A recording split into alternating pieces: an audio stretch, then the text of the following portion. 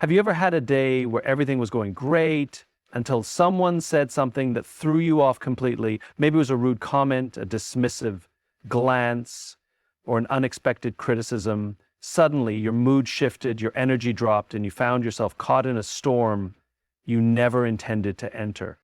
Why does this happen? Why do we give so much power to others over how we feel? And more importantly, how do we take that power back? Today, we're diving into the art of inner peace, how to stop letting others dictate your mood. Because true peace isn't about controlling the world around you, it's about mastering the world within you. We spend much of our lives reacting to the world around us, often without realizing that we have a choice in how we respond. It's easy to believe that our emotions are dictated by circumstances, by the words and actions of others, by the unpredictability of life itself. Someone says something hurtful and we immediately feel offended. A friend cancels plans and we feel rejected. A colleague takes credit for our work and frustration boils over. These reactions seem natural, automatic, even justified. But here's the reality. No one can make you feel anything without your permission. That might be hard to hear. It might even feel unfair, because if our emotions aren't controlled by the outside world, then that means the responsibility is ours. And responsibility is a heavy thing to carry, but it's also the most liberating thing we can embrace. When we place the responsibility for our emotions in the hands of others, we give away our power. We allow other people's moods, opinions, and behaviors to dictate our internal state. We wake up feeling good, but the moment someone is rude to us, our mood shifts. We feel confident in our work until a coworker criticizes an idea, and suddenly we're filled with doubt. We let the energy of the people around us, whether positive or negative, determine how we feel about ourselves and our day. This is what happens when we live in a state of emotional outsourcing. We unknowingly hand over control of our well-being to people who may not even realize the power we've given them. Worse yet, we sometimes allow complete strangers, people we'll never see again, to dictate our emotions. A stranger cuts us off in traffic and we carry irritation for the next hour. A rude cashier barely acknowledges us and suddenly our morning feels ruined. But here's the truth. We are not victims of our emotions. We are the architects of them. And that starts with ownership. Ownership means recognizing that while we can't control what happens to us, we can control how we interpret and respond to it. It means accepting that no one else holds the remote control to our inner state unless we hand it to them. It means understanding that every reaction we have is at some level a choice, even when it doesn't feel like one. Think about the last time someone's words or actions upset you. What actually happened? Did they physically harm you? Did they reach inside your mind and change your emotional state? Or did they simply say or do something and then you assign meaning to it? That's what ownership is about, realizing that between what happens and how we feel about it, there is a gap. And in that gap lies our power. When we take ownership of our emotions, we stop seeing ourselves as passive participants in life, tossed around by the behaviors of others. Instead, we step into a position of strength. We recognize that we are the authors of our experience. And when we internalize that truth, we begin to realize something profound. Peace is not given to us by the world. It's something we choose to create within ourselves. Life is full of triggers. They come in all forms: words, actions, situations, unexpected events. A coworker dismisses your idea in a meeting. A friend forgets to text you back. Someone cuts in line at the coffee shop. The weather ruins your weekend plans. These moments happen all the time, and often they set off a chain reaction within us. We feel frustration, annoyance, maybe even anger or sadness. It seems automatic, like the trigger itself causes our emotional response. But here's where we get it wrong. The trigger is external, but the response is internal. Most of us operate under the assumption that our emotions are direct results of what happens to us. If something good happens, we feel happy. If something bad happens, we feel upset. But this perspective leaves out one critical piece: the space between the trigger and the response. That space is where our emotions are actually created. It's where we interpret the situation, assign meaning to it, and ultimately decide how to react. Let's take an example. Imagine two people are stuck in traffic on their way to work. They're in identical cars on the same road, facing the same delay. One person grips the steering wheel, their heart rate rising, frustration bubbling over as they think about how this will ruin their morning. The other person leans back in their seat, turns up the music, and takes a deep breath. Same external trigger, two completely different internal responses. Why? Because our emotions don't come from the world, they come from within us. They come from the way we interpret and respond to what's happening. But the problem is, most of us don't consciously choose our responses. We operate on autopilot, reacting to situations based on deeply ingrained habits and patterns. If someone criticizes us, we feel attacked. If plans change unexpectedly, we feel disappointed. If we're ignored, we feel unimportant. These reactions happen so quickly that they seem like the only possible outcome. But in reality, they're just one possibility among many. This is why two people can go through the exact same experience and walk away with completely different emotions. Because it's not the event itself that determines how we feel, it's the story we tell ourselves about the event. Imagine a friend cancels dinner plans at the last minute. One response might be, "They don't value my time, they must not care about me." That thought creates feelings of resentment, hurt, maybe even self-doubt. Another response might be, "They must be overwhelmed, I hope they're okay." That thought creates feelings of understanding and compassion. Same external trigger, different internal response. What makes this tricky is that many of our emotional responses are conditioned. They come from years of experiences, past wounds, societal norms, and personal insecurities. If we grew up feeling unappreciated, we might be more sensitive to being ignored. If we've been criticized harshly in the past, we might react defensively to even minor feedback. If we've struggled with rejection, we might take a canceled plan as proof that we're not important. But just because a reaction is conditioned doesn't mean it's permanent. It just means we have to learn how to pause. The pause is everything. Between the trigger and the response, there is always a brief moment, sometimes just a fraction of a second, where we have the opportunity to choose a different perspective, to question our initial reaction, to ask ourselves, is this the only way to see this situation? The more we practice expanding that pause, the more control we gain over our emotions. Instead of snapping at someone who irritates us, we take a breath and consider whether it's worth our energy. Instead of internalizing someone else's bad mood, we remind ourselves that their emotions are about them, not us. Instead of reacting impulsively, we respond intentionally. Because the truth is, no external trigger has the power to dictate how we feel, unless we let it. Perspective is everything. The way we see the world, the way we interpret events, the way we process other people's words and actions, it all determines how we feel.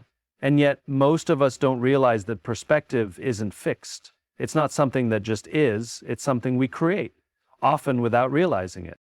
When something happens, we don't just experience the event itself, we experience the meaning we attach to it. That meaning is shaped by our past experiences, our emotions, our insecurities, and even our current mood.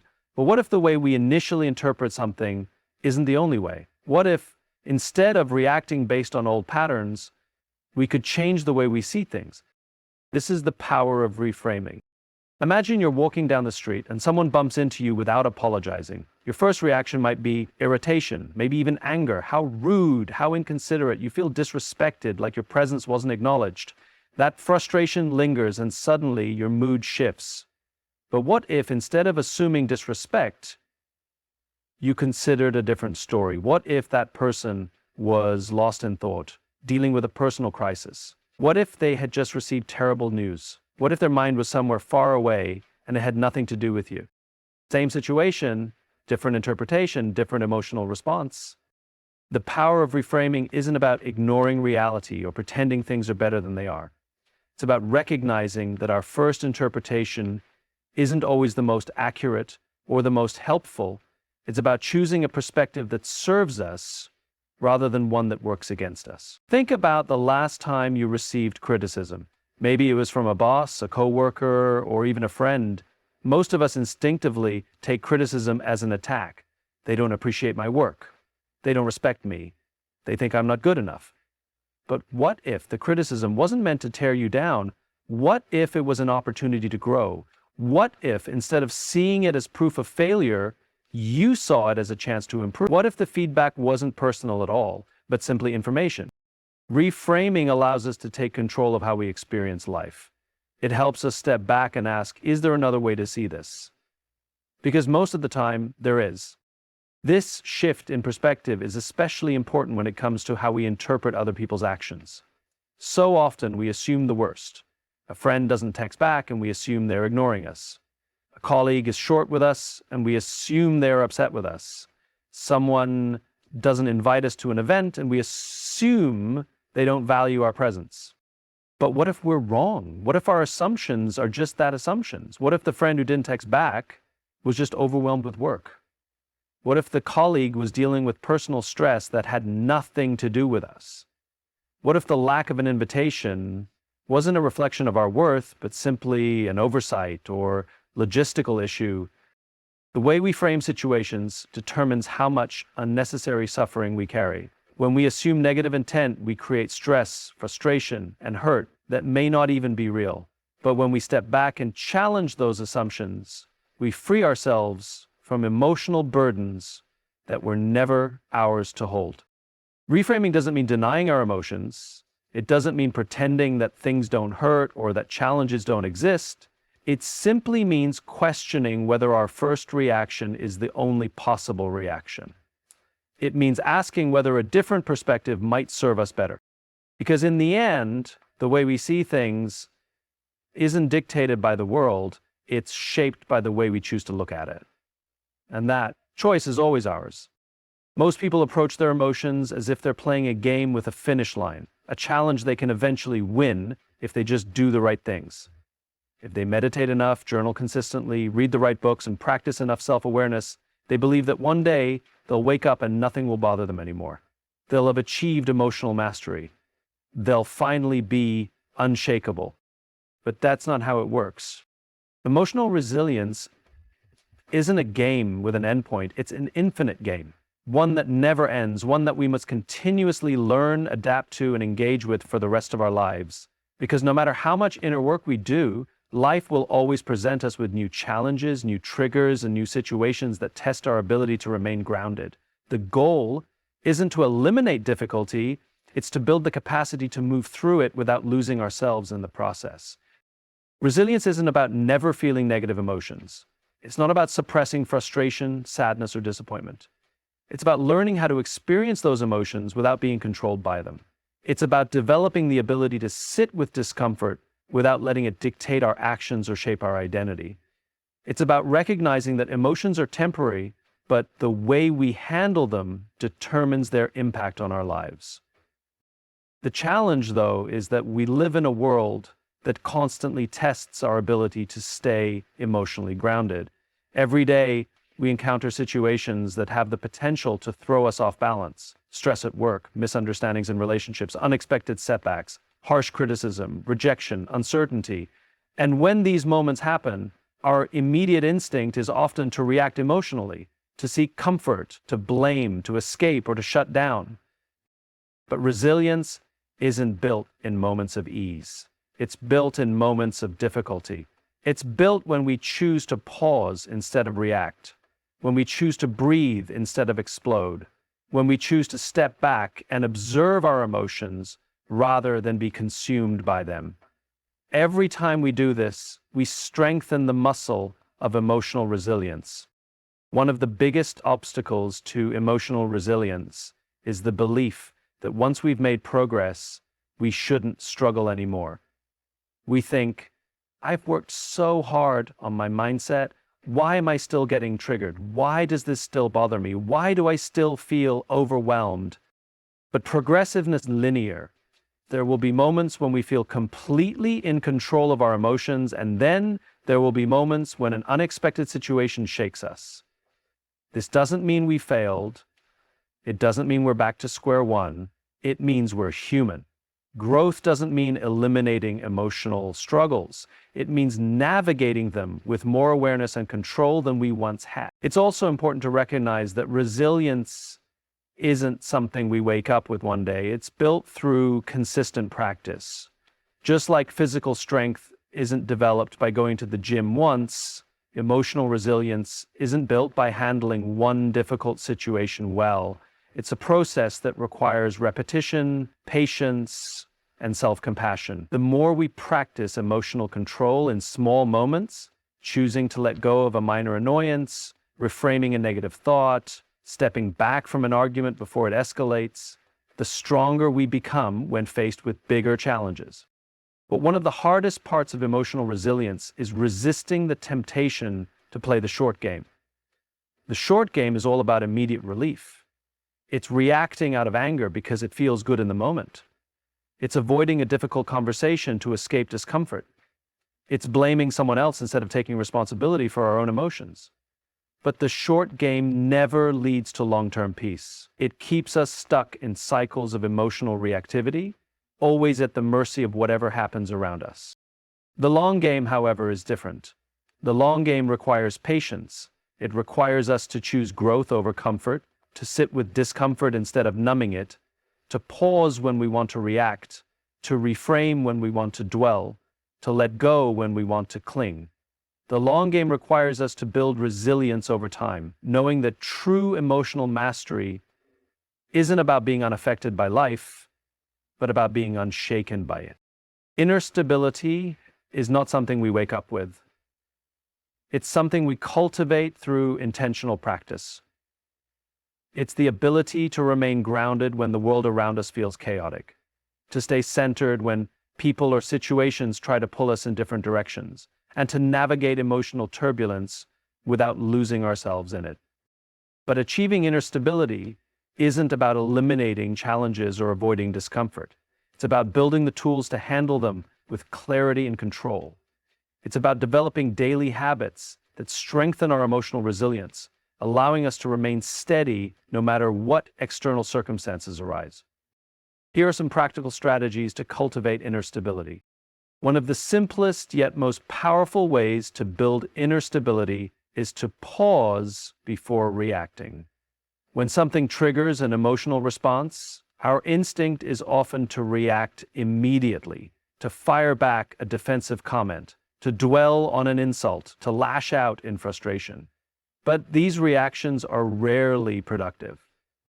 Pausing creates space between the trigger and the response. It gives us a moment to step back, take a breath, and choose how we want to engage with the situation. It allows us to shift from reacting emotionally to responding intentionally. Even a few seconds of mindfulness before speaking or acting can prevent unnecessary conflict, regret, or emotional overwhelm. The more we practice pausing, the more we train our brain to slow down rather than get swept away by impulsive emotions. Over time, this small habit becomes a natural part of how we engage with the world. Our emotions are shaped not just by what happens, but by the meaning we assign to what happens. Two people can experience the same event but walk away with entirely different emotions simply because of the way they interpret it. When we develop the habit of reframing situations, we take control of our emotional responses. Instead of assuming the worst, we learn to question our first reaction and look for alternative perspectives. Instead of seeing criticism as an attack, we can view it as an opportunity to improve. Instead of taking rejection personally, we can recognize it as redirection towards something better suited for us. Reframing isn't about ignoring reality. It's about choosing an interpretation that serves us rather than one that harms us. The more we practice this mental shift, the less power external events will have over our inner state. Not everyone deserves access to your emotional world. One of the biggest reasons people struggle with inner stability is that they allow too many external forces to dictate how they feel. If someone is in a bad mood, they absorb that negativity. If someone disapproves of them, they internalize it. If someone criticizes them, they let it shake their confidence. Setting emotional boundaries means recognizing that you don't have to carry the weight of other people's emotions. You don't have to engage in every argument, absorb every negative comment, or let someone else's bad day become your bad day. You can acknowledge what's happening without allowing it to disrupt your internal peace. This requires self-awareness and discipline. It means learning to detach from situations that don't serve you, avoiding unnecessary drama, and choosing where to invest your emotional energy. The more intentional you are about protecting your peace, the more stable you will feel. Inner stability isn't just about mindset, it's also about physiology. When we experience stress, frustration, or anger, our nervous system responds with increased heart rate, shallow breathing, and heightened tension. If we don't learn to regulate these responses, we can easily spiral into emotional instability. Practicing nervous system regulation helps us stay grounded in moments of stress. Simple techniques such as deep breathing, progressive muscle relaxation, and mindfulness exercises can activate the parasympathetic nervous system, calming the body and bringing us back to a state of balance. Breath work in particular is a powerful tool. Techniques like box breathing, inhaling for 4 seconds, holding for 4 seconds, exhaling for 4 seconds, and holding again for 4 seconds can quickly shift us from a reactive state to a calm one. The more we integrate these practices into our daily lives, the more control we gain over our emotional responses. Detachment doesn't mean indifference. It means learning to observe emotions without being consumed by them. It's the ability to recognize when an emotion arises, acknowledge it, and allow it to pass without identifying with it completely. Most people get caught in the trap of over-identifying with their emotions.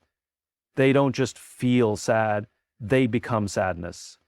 They don't just feel anger, they become anger. When this happens, emotions take over, clouding judgment and making it difficult to remain stable. Practicing emotional detachment involves shifting into the role of the observer. Instead of saying, I am angry, we can say, I am experiencing anger. Instead of saying, I am anxious, we can say, I am noticing feelings of anxiety. This subtle shift creates distance between ourselves and our emotions, making it easier to process them without being overwhelmed. Meditation and mindfulness practices help strengthen this ability. By regularly sitting with our thoughts and observing them without reacting, we train ourselves to detach from fleeting emotions and remain grounded in our true self. Inner stability doesn't happen by accident. It requires daily practices that reinforce a sense of balance. Creating a centering routine helps anchor us, providing a foundation of stability no matter what happens during the day. A centering routine can be as simple as starting the morning with deep breathing or meditation to set the tone for the day, journaling to process thoughts and emotions before they build up, engaging in physical movement like yoga or walking to release tension from the body. The key is consistency. When we make these practices a habit, they become a source of strength we can rely on in difficult moments. They help us build emotional resilience from the inside out. Our environment has a significant impact on our inner stability. The conversations we engage in, the media we consume, and the energy we surround ourselves with all influence our emotional state. If we constantly expose ourselves to negativity, whether through social media, toxic relationships, or fear-driven news cycles, our minds become conditioned to operate in a state of stress and reactivity. We absorb the emotions of what we engage with, even if we don't realize it. Being intentional about what we allow into our mental and emotional space is a crucial part of maintaining inner stability. This may mean limiting time on social media, avoiding conversations that drain our energy, or curating an environment that supports peace rather than chaos. What we consume daily shapes the way we think and feel. Choosing uplifting, inspiring, and growth-oriented inputs helps us maintain a more balanced internal state. Inner stability is often disrupted when we get caught up in short-term frustrations. We allow temporary setbacks, fleeting emotions, or momentary conflicts to consume us, losing sight of the bigger picture. Developing a long-term mindset shifts our perspective. It reminds us that most things that upset us today won't matter a year from now. It helps us focus on growth rather than immediate comfort, resilience rather than reactivity, and purpose rather than momentary gratification. This mindset also allows us to approach challenges with curiosity rather than frustration. Instead of seeing obstacles as threats, we can view them as opportunities to strengthen our emotional resilience. Instead of dwelling on what's wrong, we can ask, how is this shaping me? What can I learn from this? The ability to remain stable, calm, and unshaken is not a trait we are born with. It's a skill we develop through intentional practice.